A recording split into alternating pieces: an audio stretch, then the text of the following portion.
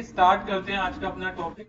कल की क्लास में हमने आपके साथ अपना एक सेक्शन डिस्कस किया था, सेक्शन 194G, कमीशन और लॉटरी। अब हम आगे स्टार्ट करेंगे अपना section 194H, commission on brokerage. आज के सेशन में हम पहला सेक्शन यही डिस्कस करेंगे, इसका नाम है commission on brokerage. Sir, commission on brokerage होता क्या है? अगर आप किसी के साथ किसी भी तरह का कोई भी कॉन्ट्रैक्ट करते हैं other than lottery and insurance commission, तो आपके ऊपर एप्लीकेबल होगा section 194H, commission on brokerage. मान लीजिए आप एक प्रॉपर्टी डीलर का एग्जांपल ले लीजिए। आप उसके थ्रू कोई प्रॉपर्टी बाय करते हो तो आप उसे क्या देते हो? कमीशन देते हो। और अगर आप उसे कोई कमीशन देते हो और कमीशन का अमाउंट कितने से ज्यादा है, 15,000 रुपए से ज्यादा है, तो ये सेक्शन एप्लीकेबल होगा section 194H, commission on brokerage. Clear? Example के लिए मान लेते हैं एक कंपनी ने कोई प्रॉपर्टी सेल करवाई। अब कंपनी इस व्यक्ति को 10 लाख रुपए देना है, लेकिन वो 10 लाख रुपए नहीं देगी। उस पर कितने परसेंट टीडीएस काट लेगा? 5%। और कितना काट के देगा? ये 9,50,000 रुपए काट के देगा। तो इसे बोलते हैं कमीशन ऑन ब्रोकरेज। ठीक है। अब यहाँ पर मेंशन भी क्या गया है, section 194H, commission on brokerage, any person paying commission other than those referred in section 194D। Section 194D हमने बताया था इंश्योरेंस कमीशन की बात करता है। अगर कोई भी कंपनी की आप इंश्योरेंस पॉलिसी बेचते हो और उसके बदले आपको कमीशन मिलता है, तो सेक्शन 194D में जाता है। ऐसे ही एक सेक्शन और था, सेक्शन 194G, जो लॉटरी की बात करता है। और अगर आप किसी कंपनी के लॉटरी टिकट बेचते हो तो ये सेक्शन उसके लिए एप्लीकेबल होता था। लेकिन उसके अलावा जो भी कमीशन की बात करेगा वो सेक्शन 194H के अंदर एप्लीकेबल होगा। इसकी लिमिट सिंपल है, अगर आप 15,000 तक का कमीशन मिलता है तो माफ है, उससे ऊपर होगा तो आपके ऊपर टैक्स एप्लीकेबल होगा। लेकिन याद रखना, ये उन लोगों के लिए एप्लीकेबल है जिनकी क्या होती है? टैक्स ऑडिट होती है under section 44AB income tax act 1961। मैंने कल भी एक बात बताई थी, अगर कोई भी आप सेक्शन पढ़ रहे हो उसमें झांसी वर्ड आ जाए, जैसे 194H पढ़ रहे हो उसमें H आ गया, तो उसमें क्या होना जरूरी है? उस कंपनी की टैक्स ऑडिट होना जरूरी है। मान लीजिए किसी को भी आप कमीशन देते हो, अगर आप एक इंडिविजुअल हो, आप इस व्यक्ति को कमीशन दे रहे हो, आप एचयूएफ हो, इस व्यक्ति को कमीशन दे रहे हो, और अगर आपकी लास्ट ईयर में क्या हुई है? टैक्स ऑडिट हुई है, तभी सेक्शन एप्लीकेबल होगा, अदरवाइज एप्लीकेबल नहीं होगा। तो यहाँ पर मेंशन लिखा है no need apply section 44AB in last year, then no need deduct TDS. इन दो लोगों ने लास्ट ईयर ऑडिट नहीं कराई, मतलब इनकी बुक्स को चार्टर्ड अकाउंटेंट ने वेरीफाई नहीं किया, तो आप किसी को कितना भी कमीशन दो उससे कोई फर्क नहीं पड़ता। लेकिन एक व्यक्ति दूसरा है जिसने टैक्स ऑडिट कराई है और किसी को कमीशन देता है वो 18,000 रुपए का, तो उस पर टीडीएस एप्लीकेबल हो जाएगा। क्या हो जाएगा? उस पर टीडीएस एप्लीकेबल हो जाएगा। एक बात तो मोस्ट इंपॉर्टेंट है, आप लोगों को पता होनी चाहिए। सर, कौन सी बात पता होनी चाहिए? मान लीजिए किसी को कमीशन मिला है 10 लाख, उस पर जीएसटी लगी है 18%, जो हो गया 1,80,000 रुपए, और टोटल जो उसने बिल बनाकर दिया है वो 11,80,000 रुपए का दिया है। तो क्वेश्चन आता है कि सर टीडीएस किस पर एप्लीकेबल होगा, 11,80,000 पर या 10,000 पर? मेरी बात याद रखना, हमेशा जो टीडीएस कटता है वो हमेशा बेस वैल्यू पे कटता है। तो किस पे कटेगा? 10 लाख रुपए पे टीडीएस कटेगा, ना कि 11,80,000 रुपए। जीएसटी लाने का पर्पस ये था कि कभी भी एक आइटम पे डबल टैक्सेशन नहीं होगा। तो अगर कहीं भी किसी भी सिनेरियो में काम कर रहे हो, कुछ लोग क्या करते हैं, जब वो टीसीएस लगाते हैं ना तो जीएसटी से पहले लगा रहे हैं, वो गलत है। जब भी टीसीएस लगेगा वो जीएसटी के बाद ही लगेगा, ठीक है? पहले नहीं लगेगा। अगर आप पहले लगा दोगे तो टीसीएस भी लग जाएगा, और जो जीएसटी लगेगा वो टीसीएस के ऊपर क्या हो जाएगा? एप्लीकेबल हो जाएगा। आपको अलग से कुछ करने की जरूरत नहीं पड़ेगी और बाद में आपको बहुत ज्यादा दिक्कत आ जाएगी। अब नेक्स्ट क्वेश्चन मेरे सामने आता है, क्या सर सेक्शन 194H की लिमिट चेंज हुई है? अगर मैं इस पीपीटी को ओपन करूं और आपको सेक्शन 194H दिखाऊं, जो किसकी बात करता है? कमीशन ऑन ब्रोकरेज की। इसमें जो लिमिट थी वो 15,000 रुपए की थी। क्लियर? और अब इस पर जो रेट है वो 1 अक्टूबर 2024 से 2% कर दिया गया है। पहले कमीशन की जो रेट होता था वो 5% था, और अब कितना हो गया है? 2% हो गया है। इसलिए आपको याद रखना है, अगर मैं किसी की व्यक्ति की कमीशन की बात कर रहा हूं, अगर 1 अक्टूबर से पहले की है तो 5% चार्ज होगा, और उसके बाद होगा तो 2% चार्ज। ठीक है? इसके बाद हमारा जो मोस्ट इंपोर्टेंट सेक्शन आता है rent for plant and machinery. अगर मैं किसी व्यक्ति को अपना मकान किराए पर देता हूं, अपना ऑफिस किराए पर देता हूं या अपनी शॉप किराए पर देता हूं, उसके बदले मैं उस कंपनी को कितना रुपए देता हूं, 1,00,000 रुपए पर मंथ देता हूं। आपने देखा होगा कुछ लोग, अगर आप मार्केट साइड में जाओ तो वहां पर अपनी शॉप किराए पर दे देते हैं। वो कुछ नहीं कर रहे, किस पे काम कर रहे हैं, रेंट इनकम पे काम कर रहे हैं। ठीक है, मान लो मेरी शॉप एक मार्केट में अच्छी लोकेशन पे, मैंने किसी को किराए पर दे दी 1,00,000 रुपए। अब वो जो मुझे 1,00,000 रुपए देगा, ठीक है, उसमें पूरे 1,00,000 नहीं देगा, वो मुझे कितने देगा, वो मुझे 90,000 रुपए देगा और 10,000 रुपए वो काट के किसको जमा करा देगा, गवर्नमेंट को जमा करा देगा। ये सेक्शन मार्केट में बहुत ज्यादा चलता है। अगर कोई मुझसे पूछे कौन कौन से सेक्शन सबसे ज्यादा चलते हैं, तो मैं बताऊंगा section 194C, section 194H and section 194I, section 194J and section 194A। Clear? फिलहाल अभी हम जो बात कर रहे हैं वो सेक्शन 194I की बात कर रहे हैं और ये रेंट की बात कर रहे हैं। अगर आप किसी को किराए रेंट देते हो और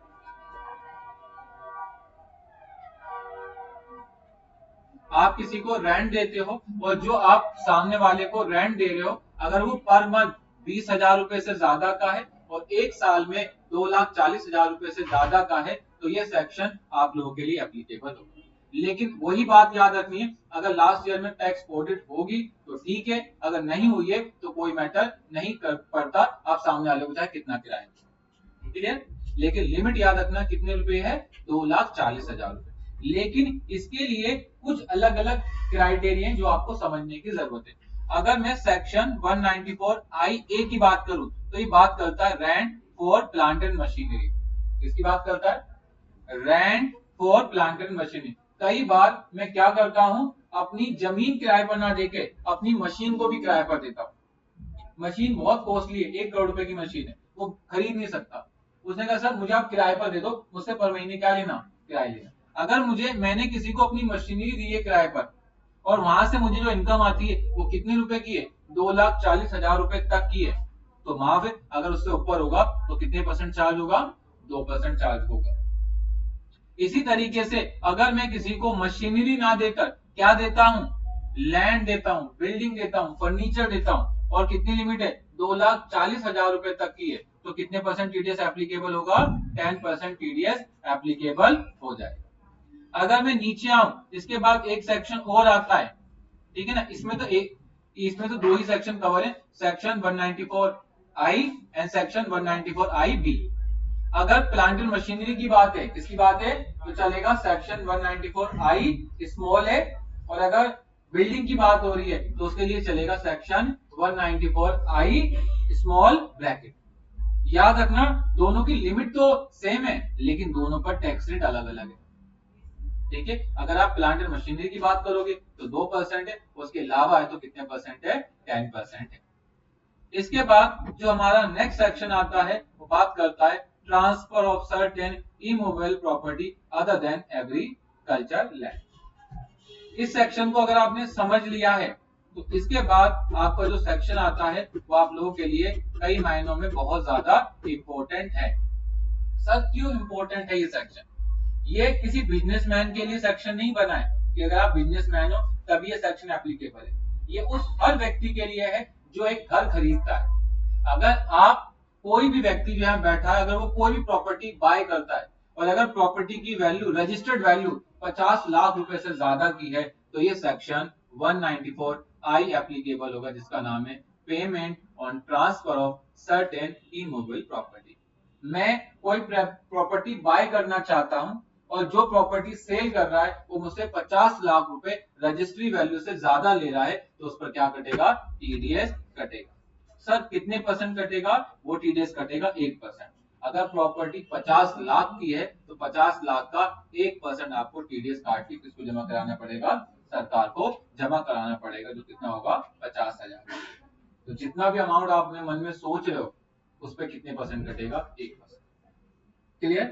पहले रूल था कि अगर एक प्रॉपर्टी को 4 लोग खरीद रहे हैं, ठीक है, और 50 की है तो टीडीएस काटने की जरूरत नहीं होती थी क्योंकि 4 लोग हैं। लेकिन 1 अक्टूबर 2024 के बाद सरकार ने रूल निकाल दिया कि अगर आप प्रॉपर्टी खरीद रहे हो और उसमें अगर 2 मालिक हैं, होता क्या है, जैसे कोई हस्बैंड वाइफ है, एक प्रॉपर्टी खरीद रहे हैं, तो क्या करते हैं, अपनी प्रॉपर्टी में शेयरिंग कर लेते हैं, 50% मेरा 50% आपका, तो प्रॉपर्टी की वैल्यू आधी आधी हो जाती थी, तो उसमें टीडीएस नहीं कटता था। तो इस सिनेरियो को सरकार ने चेंज कर दिया और कहा कि अगर कोई भी प्रॉपर्टी खरीदता है, उसमें चाहे कितने भी लोग हैं, अगर उसकी स्टैम्प वैल्यू 50 लाख से ज्यादा की है तो उस पर टीडीएस कटेगा।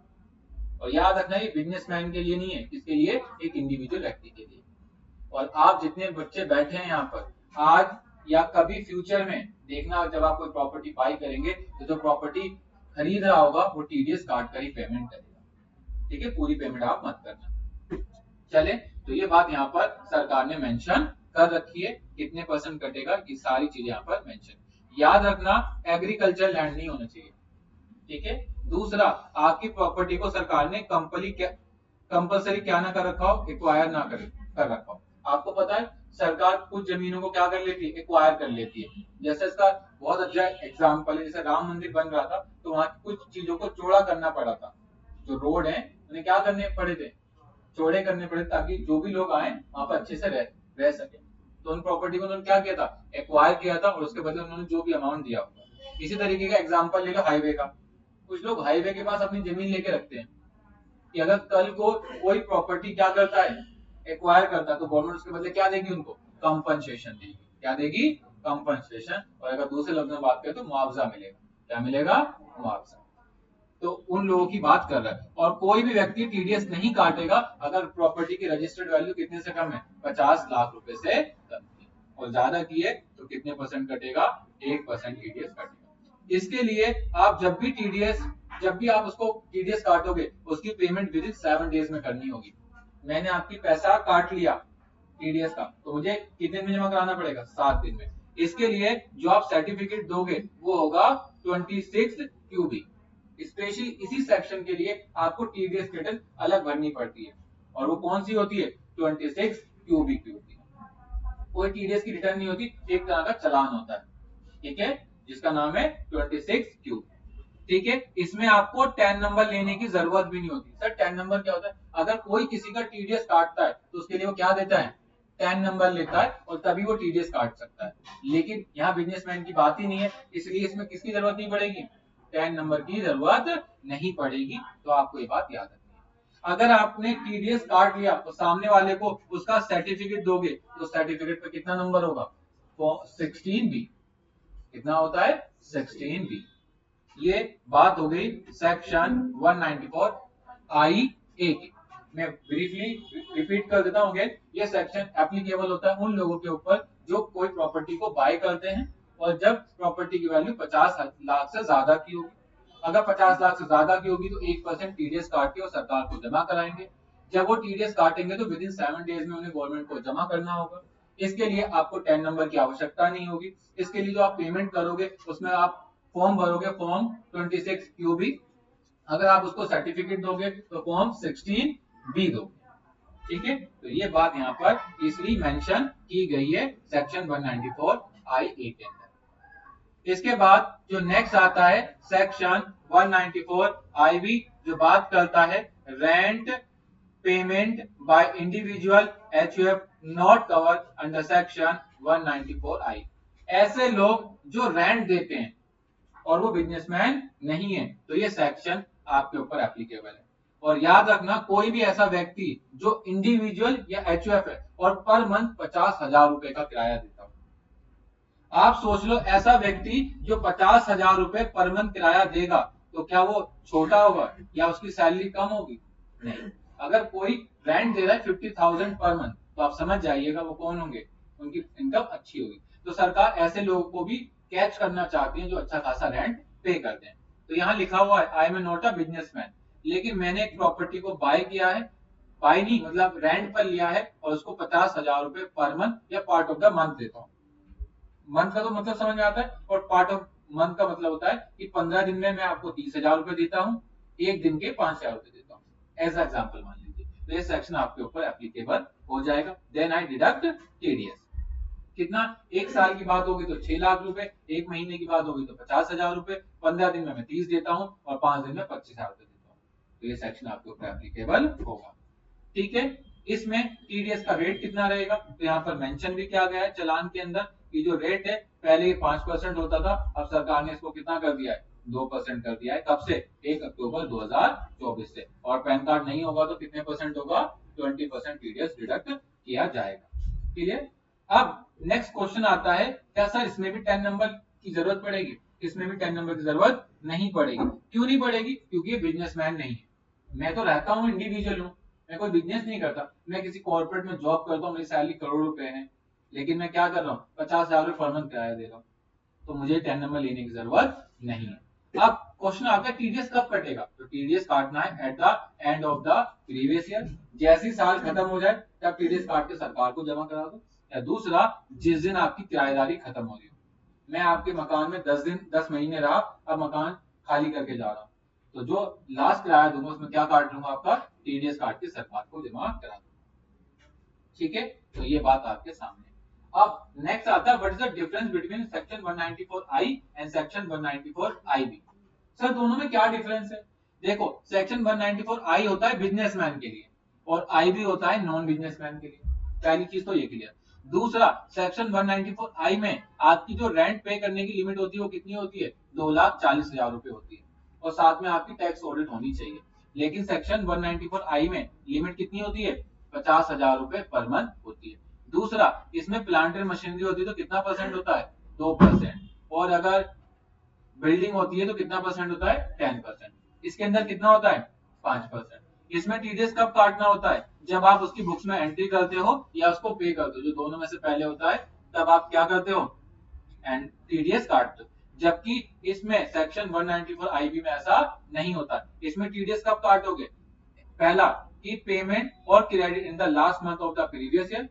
जब क्या होगा आपका लास्ट ईयर जो मार्च आएगा, या तो उस महीने या जिस दिन किराएदारी क्या होगी, खत्म होगी, जो दोनों में से पहले होगा उस पर टीडीएस काट के क्या करोगे आप? सरकार को जमा करा दोगे। क्लियर? तो ये हमने सेक्शन 194IB भी कर लिया। इसके बाद नेक्स्ट आता है section 194C, payment under specified joint development agreement. अगर आप इस स्कीम के अंदर कोई भी पैसा लगाते हो और उसके बदले आपको कोई भी इंटरेस्ट मिलता है तो कितने परसेंट टीडीएस कटेगा?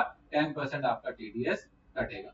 नेक्स्ट आता है सेक्शन 194J, जो बात करता है fees, technical service, call centre, royalty distribution, ये सब बात करता है सेक्शन 194J, जिसे हम बोलते हैं फीस फॉर प्रोफेशनल और टेक्निकल सर्विस। क्या बोलते हैं? फीस फॉर प्रोफेशनल और टेक्निकल सर्विस। मैं एक व्यक्ति हूं, मुझे कुछ इनकम मिल सकती है। कैसे? पहला, प्रोफेशनल सर्विस देके, मैं एडवोकेट हूं, लोगों को केस से रिलेटेड आपको एडवाइस देता हूं। मैं डॉक्टर हूं, आपकी हेल्थ के बारे में बताता हूं। मैं या चार्टर्ड अकाउंटेंट हूं, आपका काम करता हूं। ये क्या आते हैं? प्रोफेशनल की कैटेगरी में आते हैं। दूसरा होता है टेक्निकल, आप किसी के बारे में टेक्निकल जानते हो। ठीक है, जैसे मैं मान लो बीजी में थोड़ा बहुत टेक्निकल जानता हूँ, तो जो मुझे पैसा देगा वो किसके अंदर जाएगा? टेक्निकल सर्विस में जाएगा। दूसरा क्या होता है? रॉयल्टी। रॉयल्टी का मतलब होता है हिस्सेदारी। मैंने कहा आप मुझे प्रॉफिट का एक साथ इनकम मत दो, जितना माल बिके उस पर क्या दे दो? रॉयल्टी दे दो। क्या दे दो? रॉयल्टी। और फोर्थ होता है नॉन कम्पीट फीस रेफर्ड, ना काम करने के पैसे मिलना, वो किसे क्या बोलते हैं? Non compete fees referred. और लास्ट होता है एनी रिम्यूनरेशन फीस और कमीशन टू डायरेक्टर। अगर आप इनमें से किसी भी कैटेगरी में आओगे तो आपका टीडीएस कटेगा। सर ये ऊपर के तीन तो समझ में आ गए, नॉन कम्पीट फीस क्या होता है? अगर आपको लगता है कि ऐसा कोई व्यक्ति आपके कॉम्पिटिटर है जो आपकी मार्केट खराब करता है, तो आप क्या करोगे? आप कहोगे यार तू कमाता कुछ नहीं है, मेरा बाजार खराब कर रहा है, ऐसा कर तू मुझसे कुछ पैसे ले ले, तू कुछ मत कर। बचपन में एक पेंसिल आती थी नटराज और अप्सरा, ठीक है, नटराज पहले बहुत बिकती थी, अप्सरा ने मार्केट खराब कर दी।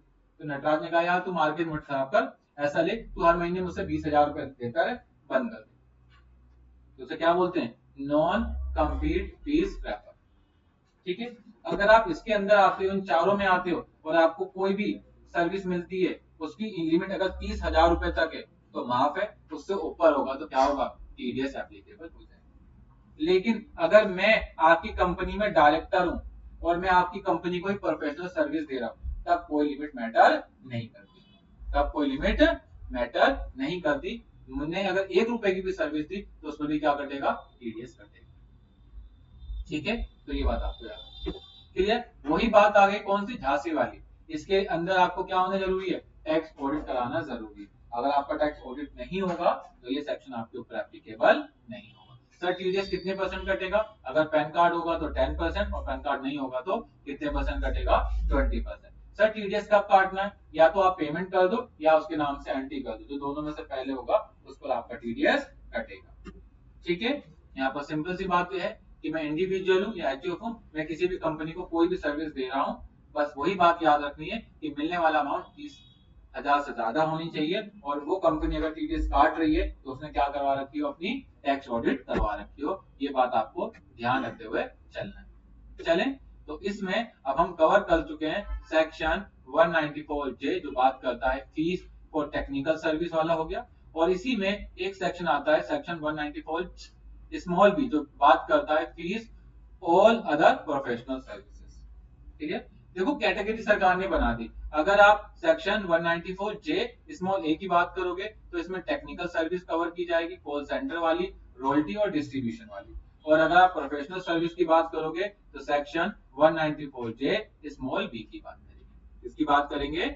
स्मॉल बी की बात करेंगे। इसके बाद नेक्स्ट आता है सेक्शन 194 के पेमेंट और dividend by the mutual fund. अगर आपने कोई म्यूचुअल फंड में क्या रखा है तो किसके अंदर कवर किया जाएगा? अगर 5,000 तक की लिमिट तो माफ है, उससे ऊपर होगा तो टीडीएस एप्लीकेबल होगा। इसी तरीके से सेक्शन 194 LA आएगा जिस बात करता है compensation on transfer of certain immovable property other than agriculture land. अगर आपकी जमीन सरकार क्या कर लेती है? कब्जा कर लेती है, और उसके बदले सरकार क्या देती है? कंपनसेशन देती है, तो ये सेक्शन आपके लिए। ठीक है, इसके लिए मैंने ऑलरेडी पीपीटी बना रखी है, वो मैं यहाँ पर आपको समझा देता हूँ, जो बात करता है सेक्शन 194।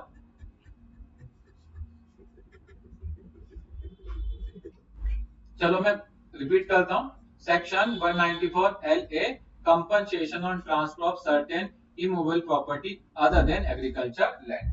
अगर मेरी कोई भी जमीन सरकार क्या कर लेती है? कंपलसरी एक्वायर कर लेती है। मैं सरकार को मना कर रहा हूँ कि आप उस जमीन को मत लो, लेकिन सरकार को कंपलसरी क्या कर रही है? एक्वायर कर रही है, तो ये सेक्शन आपके लिए एप्लीकेबल है। क्लियर? अब हो सकता है कि सरकार उसके बदले अगर मुझे 2.5 लाख का कंपनसेशन दे रही है तो टीडीएस नहीं कटेगा, लेकिन 2.5 लाख से ज्यादा का होगा तो उस पर क्या कटेगा? टीडीएस कटेगा, और वो भी कितने परसेंट? 10% आपका टीडीएस कटेगा। मान लीजिए आपको कंपनसेशन में 20 लाख रुपए मिल रहे हैं। कितने मिल रहे हैं? 20 लाख रुपए मिल रहे हैं, लेकिन 20 लाख भी 3 पार्ट में मिल रहे हैं। पहली किस्त मिल रही है 10 लाख, दूसरी किस्त मिल रही है 5 लाख और तीसरी किस्त मिल रही है 5 लाख। तो बताइए सर किस पर टीडीएस कटेगा? पहली किस्त जो 10 लाख मिली है या जो लास्ट वाली किस्त है उस पर कटेगा। सरकार आपको जो टीडीएस काट लेगी, जो पहली इंस्टॉलमेंट आपको देगी उसी समय टीडीएस काट के किसको जमा करा देगी? गवर्नमेंट को जमा करा देगी। ठीक है, सरकार वेट नहीं करेगी तीसरी इंस्टॉलमेंट तक का, पहले काट के जमा करा देगी। ठीक है, तो ये आप सेक्शन उन लोगों के लिए जो सरकार की प्रॉपर्टी क्या कर लेते हैं? कंपलसरी एक्वायर कर लेती है सरकार, जिनकी प्रॉपर्टी। इसके बाद नेक्स्ट आता है section 194 LB income by way of interest for infrastructure डेब्ट फंड या नॉन रेजिडेंस। ठीक है, इसमें कोई लिमिट नहीं, छोड़ देते। इसी तरीके से आता है certain income from the unit of business trust. कुछ लोग क्या करते हैं आजकल पैसा सेव करने के लिए, अगर ज्यादा पैसा कमाते हैं तो एक ट्रस्ट खोल लेते हैं। क्या कर लेते हैं?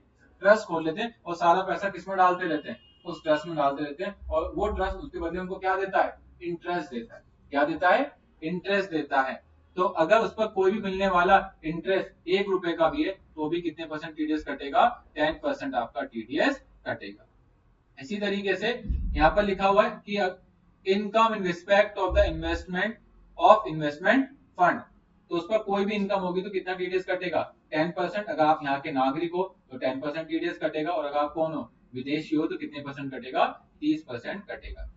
अगर आप कंपनी हो तो 10%, अगर इंडियन कंपनी हो, अगर फॉरेन कंपनी हो तो कितना परसेंट? 40% आपका टीडीएस कटेगा। इसी तरीके से लास्ट जो सेक्शन आता है section 194D interest on certain bond and government security, जो कब के बाद है? 1 जून 2013 के बाद है। अगर उस पर कोई भी आपने पैसा लगा रखा है, उसके बदले आपको कोई भी इंटरेस्ट मिलता है तो उस पर टीडीएस कटेगा। कितने रुपए तक का? 5% कटेगा, जितनी भी इनकम आपको होती है।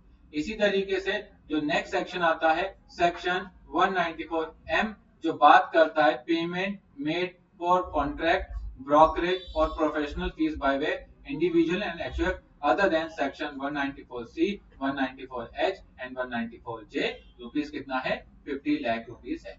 अगर आपको कोई भी आप कॉन्ट्रैक्ट करते हैं या फिर ब्रोकरेज मिलती है या प्रोफेशनल सर्विस मिलती है तो section 194C, section 194H and section 194J के अलावा है तो ये सेक्शन आप लोगों के लिए एप्लीकेबल होगा। कई बार हम किसी के साथ कॉन्ट्रैक्ट करते हैं तो क्लियर नहीं हो पाता कि कॉन्ट्रैक्ट है या फिर सर्विस है, तो सरकार ने उसके लिए एक सेक्शन और बना दिया, सेक्शन 194M। ठीक है, अगर 50 लाख से ज्यादा का होगा तो तभी एप्लीकेबल होगा, अदरवाइज एप्लीकेबल नहीं होगा। अगर आप इंडिविजुअल एचयूएफ हो तो 2% और उसके अलावा हुए तब भी 2% कटेगा। लेकिन अगर 1 अक्टूबर 2024 से पहले की बात करोगे तो कितना कटेगा 5% टीडीएस कटेगा। सेक्शन 194N जो बात करता है कैश विड्रॉ की, अगर आपने बैंक से पूरे साल में 1 करोड़ रुपए से ज्यादा विड्रॉ कर लिया, चाहे इंडिविजुअल हो चाहे आप कंपनी हो, तो आपका टीडीएस कटेगा। कितना? अगर आप 1 करोड़ रुपए तक विड्रॉ करते हो, ठीक है, तो कितना कटेगा 2% आपका टीडीएस कटेगा। और ऐसा नहीं कि आपके 4 बैंक हैं, आप 4 बैंक में 25-25% निकाल के 1 करोड़ कर रहे हो। क्या होता है इस सिनेरियो में बैंक का सारा सिंक्रोनाइजेशन चलता है, जितना भी निकालोगे कहीं से आपका टीडीएस कटना शुरू हो जाएगा अगर 1 करोड़ रुपए से ज्यादा का होगा। क्लियर? दूसरा, अगर मैंने 20 लाख निकाला तब भी टीडीएस कटेगा, लेकिन कब? अगर आपने 3 साल की अपनी आईटीआर नहीं भर रखी, मैंने अपनी 3 साल की इनकम टैक्स रिटर्न नहीं भरी है लास्ट, और मैं बैंक से 20 लाख रुपए कैश विड्रॉ करता हूं, तब भी मेरा टीडीएस कटेगा। ठीक है, तो यहां लिखा है अगर 20 लाख तक करता हूं तो कितना है 2%, मतलब 20 लाख से 1 करोड़ तक 2%, और 1 करोड़ के ज्यादा करता हूं तो कितना कटेगा 5%। कितना कटेगा 5% टीडीएस कटेगा। इसके बाद आता है सेक्शन 194O जो बात करता है TDS on e commerce operator. अगर आप ऑनलाइन कोई प्रोडक्ट बेचते हैं जैसे अमेजोन के थ्रू, फ्लिपकार्ट के थ्रू, शॉपिफाई के थ्रू या मिंत्रा के थ्रू, और आप उसके बदले ई कॉमर्स ऑपरेटर आपको बहुत सारी सर्विसेज देता है। क्या देता है? बहुत सारी सर्विसेज देता है। अगर आपको उसने बहुत सारी सर्विसेज दी है और पूरे साल में उसका अमाउंट कितने से ज्यादा हो गया 5 लाख रुपए से ज्यादा का हो गया तो आपका टीडीएस कटेगा। कितना कटेगा? अगर 30 सितंबर तक की बात करूं तो 1% था, और अब सरकार ने इसकी लिमिट कितनी कर दी है 0.1 1 अक्टूबर 2024 के बाद। ये बहुत अच्छा किया सरकार ने, वरना होता क्या था बहुत ज्यादा अमाउंट बन जाता था। नेक्स्ट सेक्शन 194P आता है जो बात करता है TDS in case of specified senior citizen, जिनकी आयु कितने साल से अबव है 75 साल से बड़ी है। उन्हें क्या मिलता है? या तो सैलरी मिलता है या इंटरेस्ट मिलता है। तो इसमें क्या चलेगा? स्लैब रेट चलेगा। स्लैब रेट वही 0 से 3 लाख, 3 लाख से 7 लाख वाला। नेक्स्ट सेक्शन 194Q जो बात करता है TDS on purchase of goods. यह सेक्शन बहुत बहुत रेलिवेंट है उन ऑर्गेनाइजेशन की जिनका सेल 10 करोड़ रुपए से ज्यादा की होती है। अगर आपका टर्नओवर लास्ट ईयर का 10 करोड़ रुपए से ज्यादा का है तो यह सेक्शन बहुत आपके लिए इंपॉर्टेंट है। अब सेक्शन 194Q बात करता है किसकी? टीडीएस ऑन परचेज की, और ये सेक्शन एप्लीकेबल हुआ था 1 जुलाई 2021 से, उससे पहले एप्लीकेबल नहीं हुआ। इस लिमिट में आने के लिए आपका टर्नओवर 10 करोड़ से ज्यादा का होना चाहिए। पहली कंडीशन कितनी है? आपका टर्नओवर 10 करोड़ रुपए से ज्यादा का होना चाहिए, और एक पार्टी से आपने पूरे साल में कितने लाख का काम कर रखा हो 50 लाख से ज्यादा की परचेज कर रखी हो, तभी ये सेक्शन एप्लीकेबल होगा, अदरवाइज एप्लीकेबल नहीं होगा। दोबारा रिपीट कर रहा हूं, सेक्शन 194Q जो बात करता है किसकी? टीडीएस ऑन परचेज की। इसके लिए आपका टर्नओवर 10 करोड़ रुपए से ज्यादा का होना चाहिए एक साल में। दूसरी बात, आपने किसी भी एक पार्टी के साथ पूरे साल में कितने का कॉन्ट्रैक्ट कर रखा है 50 लाख रुपए से ज्यादा का माल खरीद रखा है, तभी सेक्शन एप्लीकेबल होगा, अदरवाइज एप्लीकेबल नहीं होगा। अगर दोनों में से कोई भी एक बात रह जाएगी तब भी आप टीडीएस मत काटना। क्लियर? इस पर जो टीडीएस का अमाउंट है वो कितना है 0.1%। कितना है 0.1%। नेक्स्ट आपके पास आता है सेक्शन 194R जो बात करता है बेनिफिट और परक्विजिट ऑफ बिजनेस और प्रोफेशनल सर्विस। ये होता क्या है, सबसे पहले आपको ये समझ लेना है। ये सेक्शन आपके लिए तब एप्लीकेबल होगा अगर आपकी कंपनी से क्या मिलता है, कोई परक्विजिट मिलती है। होती क्या है, कई बार कंपनी क्या करती है, आपको बहुत सारे बेनिफिट देती है। कंपनी पूछती है कि आपके पास रहने के लिए घर है, आपने कहा नहीं सर रहने के लिए घर नहीं है, तो ये लोग मेरे घर में रहो। कंपनी ने कहा कि आपके पास कार है ऑफिस आने के लिए, आपने कहा नहीं, कंपनी का लो कार लो। मतलब कंपनी आपको पैसा नहीं दे रही कैश में, फैसिलिटीज दे रही है। हर चीज की फैसिलिटी है। इंसान को चाहिए क्या, आज फैसिलिटी चाहिए। आप पैसा मत दो, मेरी हर चीज पूरी कर दो, बात खत्म हो जाएगी ना पैसे की। सरकार ने कहा कि भैया ऐसे बहुत सारे लोग हैं जो पैसा नहीं देते लेकिन वो क्या देते हैं, फैसिलिटीज देते हैं। अगर पूरे साल में आपको जो फैसिलिटी मिल रही है वो 20,000 रुपए से ज्यादा की है तो उस पर टीडीएस कटेगा। जो भी वो फैसिलिटी देगा, क्या करेगा वो, जो भी फैसिलिटी देगा उस पर टीडीएस कटेगा। सर कैसे कंसीडर किया जाएगा, इसके लिए सरकार ने एक स्पेशली सेक्शन भी बना रखा है, सेक्शन 17 क्लोज 3 इनकम टैक्स के अंदर। आप चाहो तो उसको पढ़ोगे तो उसमें डिटेल बहुत सारी इंफॉर्मेशन गिवन है। क्लियर, इस पर लिमिट याद रखना, 20,000 रुपए की लिमिट है और टीडीएस कटता है 10%। नेक्स्ट आता है सेक्शन 194H, जो payment of consideration for transfer of virtual assets. ठीक है, आप लोग बिटकॉइन सुना हुआ है, आजकल कॉइन खरीदते हो, तो ये सेक्शन वो वाला है। इसमें लिमिट कितनी है, 10,000 और टीडीएस कितना कटेगा, 1%। क्लियर, और इसके बाद नीचे भी एक सेक्शन सेम इसी से मिलता जुलता है, सेक्शन 194S। ठीक है, ये सेक्शन हमने कर लिया। इसके बाद और भी सेक्शन बचते हैं बट वो इतने ज्यादा रेलिवेंट नहीं है, जो इतने ज्यादा यूज नहीं होते।